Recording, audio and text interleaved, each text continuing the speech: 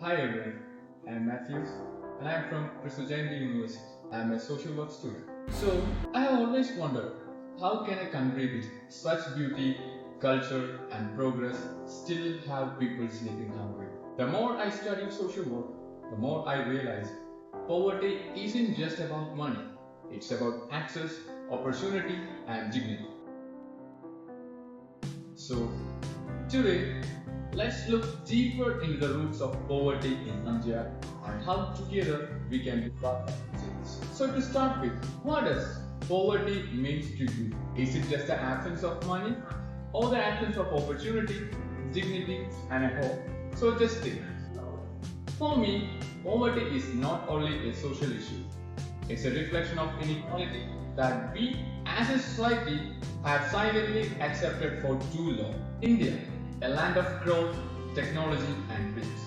But behind this image of development lies another India, an India where millions still struggle for a single meal a day. According to Niti Aayog's Multidimensional Poverty Index 24, about 11.9% of Indians are still living in poverty. 11.9%.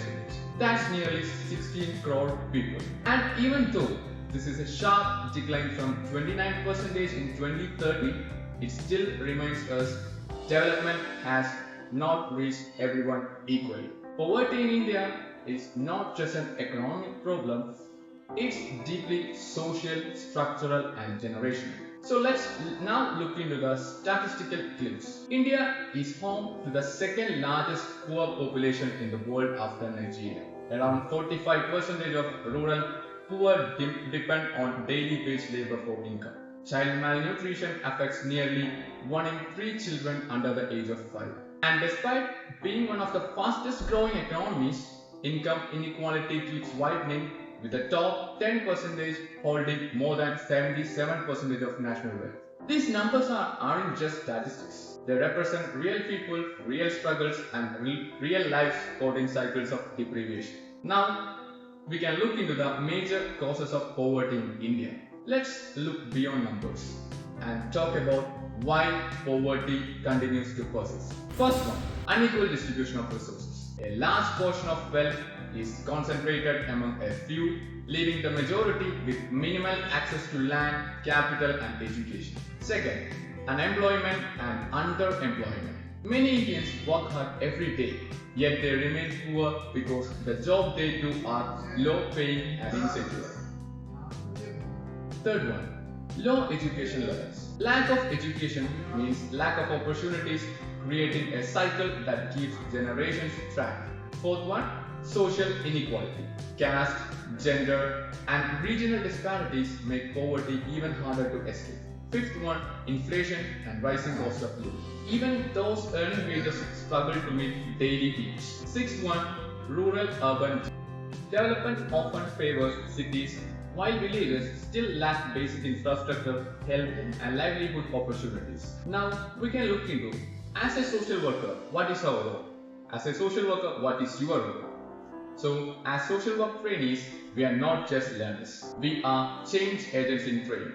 I am stressing the sentence. We are change agents in training. Our role starts with awareness and empathy, but it must go further. We can contribute in many ways. The first and foremost thing is community empowerment. Helping people identify their own strength and resources instead of only relying on charity.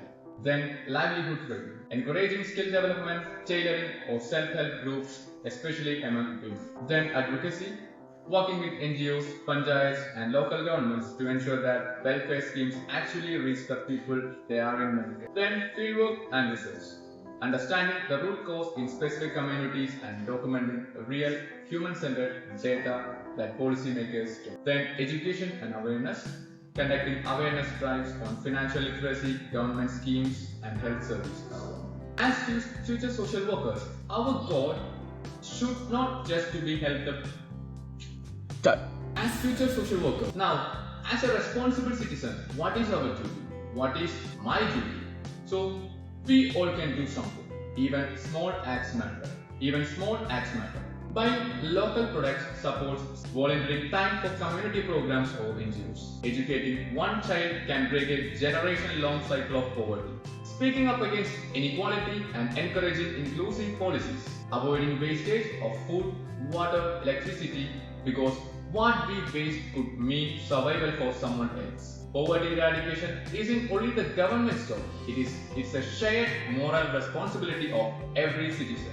Now we can study or we can look into the government schemes and efforts. In India has implemented several initiatives like MGNREGA, that is an employment guarantee, PMAY, housing for all, PM Kisan, Jan Dhan Yojana, and National Food Security Act. But the question remains, are they reaching everyone effectively? That's where we as social workers and citizens come in to bridge the gap between policy and people. I once heard someone say, poverty is not just the absence of money, it is the presence of injustice.